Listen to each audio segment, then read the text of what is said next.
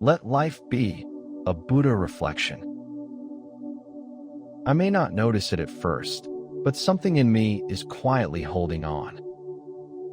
A subtle effort to manage life, to steady what feels uncertain, to stay in control. The Buddha saw this tension clearly and showed that peace begins not by fixing it, but by understanding it. The subtle tightening. You may not notice it at first. It appears quietly, before a thought fully forms, before a situation has clearly unfolded. A slight tightening in the chest, a shallow breath, a sense that something needs to be managed before it escapes your grasp. The Buddha noticed this same movement long before modern life gave it new disguises. He saw how the mind leans forward instinctively, trying to secure what has not yet happened, trying to stabilize what is still moving. This tension is not dramatic. It lives beneath your daily routines, beneath planning and decision-making, beneath the belief that staying alert will keep you safe. When you pause and feel it directly, you may realize that nothing is actually wrong in this moment. Yet the body behaves as though something must be corrected. This is where the Buddha begins, not with ideas, but with sensation. He points not to the future, but to the quiet strain already present now. And in seeing this strain clearly, something begins to soften. The habit of holding. You have learned, slowly and unconsciously, to hold life tightly. To anticipate, to prepare, to manage. The mind tells itself that vigilance equals responsibility, that letting go would mean carelessness or weakness. The Buddha understood this habit as a learned survival pattern rather than a personal flaw. He saw how the mind confuses control with protection, mistaking tension for intelligence. When uncertainty appears, the body braces. When clarity fades, the mind tightens its grip. You may notice this when plans change or outcomes remain unclear. The jaw clenches. The breath shortens. Thoughts accelerate. Control feels active, but beneath it lies fear. Fear of instability, fear of not knowing, fear of being unable to cope. Yet the Buddha invites a gentler inquiry. What if the tension itself is the source of unrest, not the uncertainty? Seeing the grip. The mind suffers not because the world moves, but because it demands that it stop. The Buddha did not ask you to abandon responsibility or awareness. He asked you to notice the grip, the subtle contraction that says, "This must not change, this must resolve now, this must go my way." You may feel this grip most strongly when nothing has actually gone wrong yet. The mind projects forward, rehearsing scenarios, tightening the body in preparation for imagined outcomes. The nervous system responds as though danger is already present. When you sit quietly and observe this movement, something becomes clear. Control does not calm the system. It keeps it alert. It keeps it scanning. The Buddha's insight here is simple but radical. Suffering does not arise from life's unpredictability, but from resistance to it. And resistance is something you can feel directly, moment by moment. The body remembers. This intellectually, the body may continue to hold. This is because the body remembers survival lessons older than thought. Long before language, safety meant prediction. Stability meant dominance over environment. The Buddha did not fight this biological inheritance. He met it with awareness. He taught that when you allow the body to feel without interference, without immediately trying to change the sensation, the nervous system begins to relearn safety. Notice what happens when you stop correcting your experience. The breath deepens slightly, the shoulders soften, the mind becomes less urgent. Nothing has been fixed. Nothing has been solved. Yet something has eased. This is not passivity. This is intelligence without force. The illusion of safety. Control promises security, but it never delivers rest. There is always another variable, another outcome, another detail to manage. Even in moments of calm, part of you remains braced, waiting. The Buddha saw that this vigilance creates a low-grade suffering, constant, subtle, exhausting. The body cannot distinguish between real threat and imagined threat. Each rehearsal activates the same stress response. This is why control often coexists with fatigue. The mind works endlessly, but peace remains distant. When you see this clearly, the question changes. Not how do I control life better, but what happens if I stop fighting uncertainty? Acceptance as strength.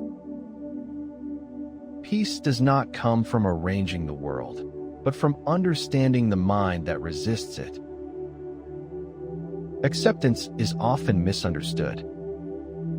It sounds like surrender, like weakness, like giving up. But the Buddha revealed acceptance as an active, grounded posture. It begins with honesty. This is what is happening right now. No denial, no dramatization, no demand for immediate change. When resistance drops, energy returns to the present. From this place, action becomes clearer, not rushed, not frozen, but responsive. Acceptance is not doing nothing. It is meeting reality without aggression. The middle way of effort. The Buddha spoke of a path that avoids extremes. Not force, not collapse. Control strains. Avoidance numbs. Acceptance stays. You may notice how control rushes ahead of reality, while passivity withdraws from it. Acceptance waits, not out of fear, but out of clarity. It allows life to show itself before deciding how to move. In this waiting, wisdom enters. Not as a command, but as alignment. The body settles because it is no longer being pushed where it cannot go. When feeling is allowed. Control often exists to avoid feeling. If you manage outcomes constantly, you do not have to sit with discomfort. If you stay busy, you do not have to feel vulnerable. The Buddha saw that unfelt emotions do not disappear. They settle into the body as tension, restlessness, irritability. When feeling is allowed, without analysis, without fixing, it completes its natural cycle. Sensation rises, peaks, and fades. What moves resolves. What is resisted lingers. This is not philosophy. It is observable, moment by moment. The softening of identity. What you cling to hardens. What you allow reveals its nature. As control loosens, identity loosens with it.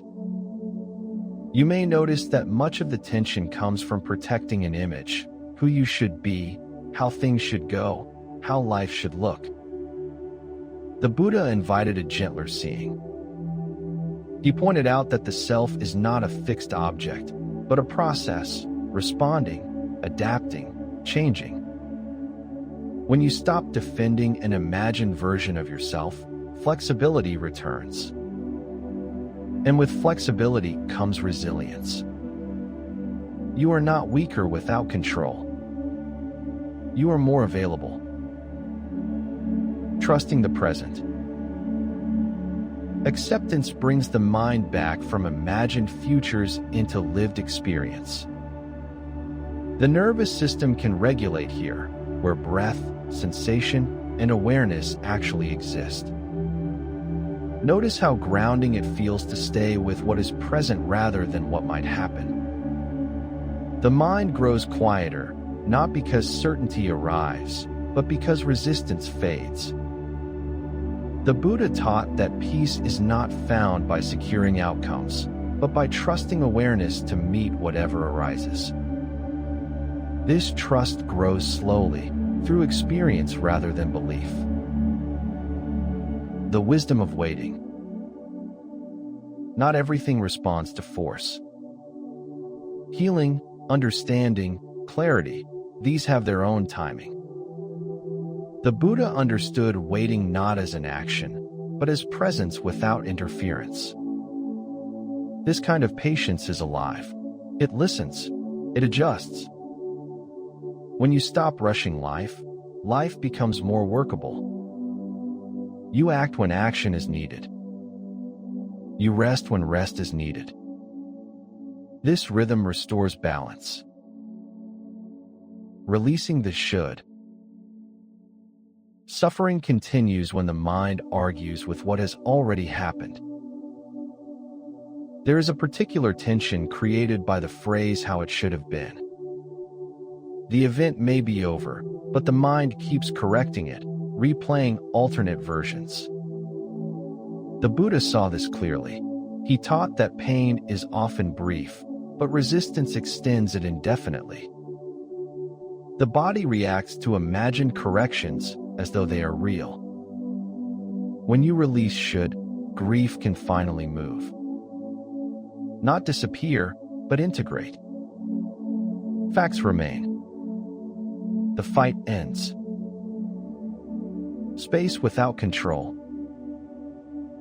As control loosens, something unexpected appears, space. For some, this feels unsettling. Without tension, the mind encounters stillness. The Buddha recognized this discomfort as fear of openness. Control keeps the mind busy. Stillness reveals what has been avoided. Yet in this space, something deeper stabilizes. Awareness rests in itself. The nervous system learns that quiet is not danger. This is where genuine freedom begins. Strength without strain. True strength does not come from domination or withdrawal. It comes from alignment. When you stop forcing life into shapes it cannot hold, energy returns. Presence replaces pressure. Clarity replaces urgency. The Buddha showed that peace is not an achievement. It is the natural result of non-resistance. You move with life rather than against it. Allowing life to be. When grasping ends, what remains is simple, alive, and sufficient. The Buddha did not promise a predictable world. He offered something more reliable, a way of seeing that dissolves unnecessary struggle. As acceptance settles, inner stability forms. Not because life behaves, but because you stop demanding that it do so. This stability is quiet. It feels like ease without collapse. Engagement without anxiety. And in this seeing, release is no longer something you seek. It is something you recognize. This is Buddha Reflections, where philosophy, insight, and lived experience meet to explore mind, impermanence, and release. Thanks for your time. It's been a delight. What should we explore next? Comment, share, and save your insight. Subscribe to Orbital Dharma and keep your thoughts bright.